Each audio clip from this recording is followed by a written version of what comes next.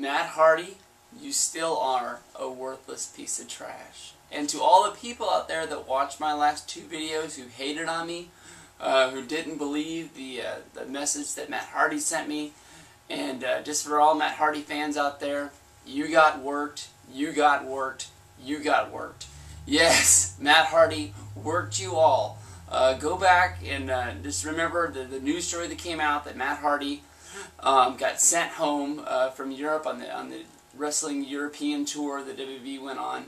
That's where really all of these weird videos got started. That's where he went up and he took the war against the wrestling press, against the dirt sheets, against everybody out there who started the story that he gets sent home.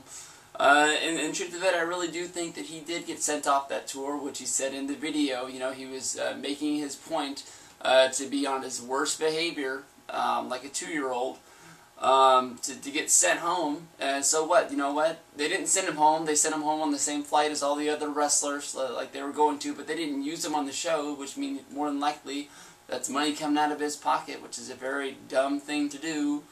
And ever since then, he went on this crusade where he was going to try and bury the WWE and all of his YouTube videos that he put out. He also went on a crusade to eat every grape in the world.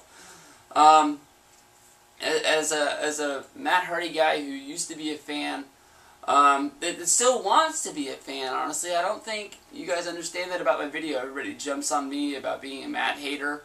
And you know what? I honestly believe that I am a Matt hater right now, but you know what? If Matt Hardy had a show here in Sacramento tomorrow, I'd be the first guy out there cheering him more than likely, just because of how much of a fan I really was. I just don't want him, you know, mistreating the business. I don't want him, you know, he's basically spitting in the face of all of his fans, lying to him, and that's basically what one of his last wrestling videos on YouTube was about. Is that he came clean, that he was working us all into a frenzy, and basically, I've never seen a wrestler do that before. I've never seen a wrestler, you know, a wrestler in the ring doing a storyline. You know, that's okay to lie to him, but I've never seen anybody lie. Just like his YouTube entries are supposed to be like a one-on-one thing. Like you're getting closer to a wrestler than you can ever get before, and he used those to lie to us all. I wouldn't even call it working because there's no storyline involved. Even though he wants us to believe that there is a storyline that's coming out of this, the only storyline's coming is that he's not going to have a job.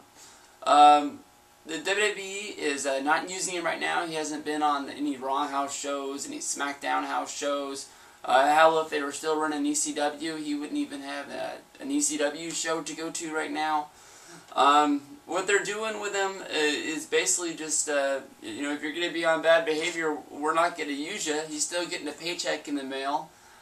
He's not meeting his contract obligations. So he's not getting his bonuses, so he's just getting the minimum on his deal, which I'm sure the WWE would be glad to give him. We'll just give you this, just basically so TNA can't use you. But I think that TNA wouldn't even know what to do with him if they got him. I'm sure that he'll come in, he'd get a big push, much like any other guy that's came over. I'm not sure if they'll get the world title push, like when Rhino first came or Christian first came. They got the world title handed to him as soon as possible. Maybe he'd get a push like Booker T, where Booker T came in. He never got to have the title. They sort of turned him heel, and he got that one big title match. But that's basically it. And he just rode the rest of the line out. Not even with the main event Mafia, which was supposed to be a main event group. But I mean, Booker T really never got out of the high mid card with TNA. But I think that's the road that he would go on. But I'm pretty sure that TNA, who is a youth-based, you know, the younger guys are what they're trying to grow on, is what the storyline is. If your name's not Sting or Jeff Jarrett or Hulk Hogan right now, I think that they're trying to push the older guys down. They're trying to get rid of those guys and push the younger guys. So a guy like Matt is going to come in, get the big push. Like, look, one of the WB guys came over. We got him. We're getting bigger and bigger, like we promised. And then boom, we got nothing for you.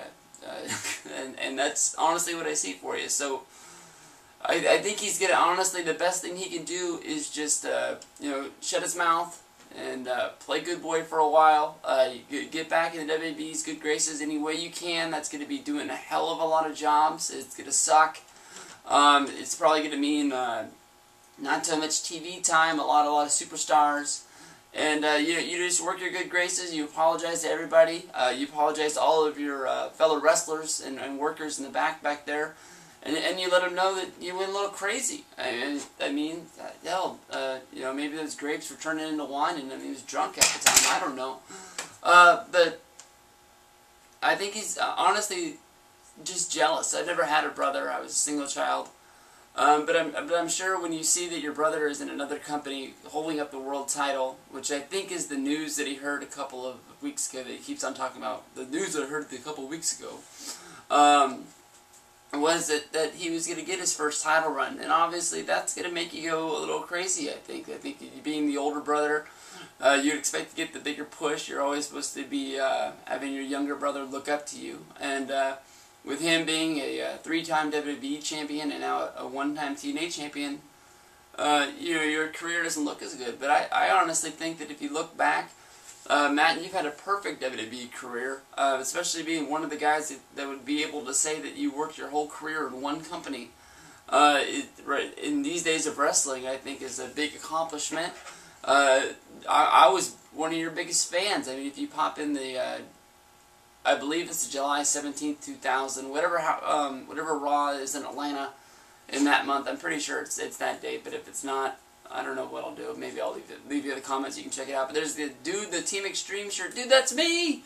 And I'm going crazy the whole freaking show. I give you the pop of the night. I'm holding up a sign for the Hardys. And that I was that way the whole time. Every show I went to, you always get the biggest pop.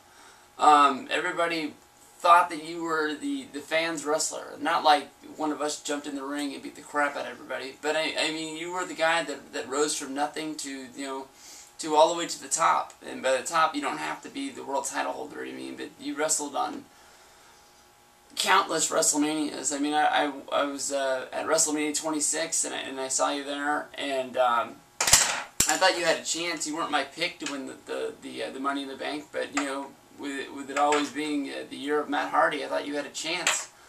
So hopefully in this video I was able to clear a little bit of the air with everybody thinking that I was the biggest Matt Hardy hater in the world. I'm honestly just a Matt fan that wants him to shut his mouth and just get back in good graces, stay where he is, and just stop working the fans. And any fans that's going to leave me bad comments on this video, like I have the last 2 videos, just remember how much this guy lied to you, how much he tried to work you into a frenzy against the WWE, against wrestling, for not giving him what he wanted. In this world, I've learned one thing: you're not always going to get what you want. No matter what, there's lots of things in this world that I want that I'm either not going to have right now or I'm never going to have, and that's just the way it is. I mean, you got to work hard in this world, and even when you work hard, sometimes you don't get what you deserve. And that's just one of the things you're going to learn in this world. I mean, nothing's ever going to be handed to you. Sometimes, you know, even in the real world, as they like to say as in wrestling, you know, politics, friendships, things like that come into play. And I mean, that he works in the wrestling world, where that's the biggest thing in the world.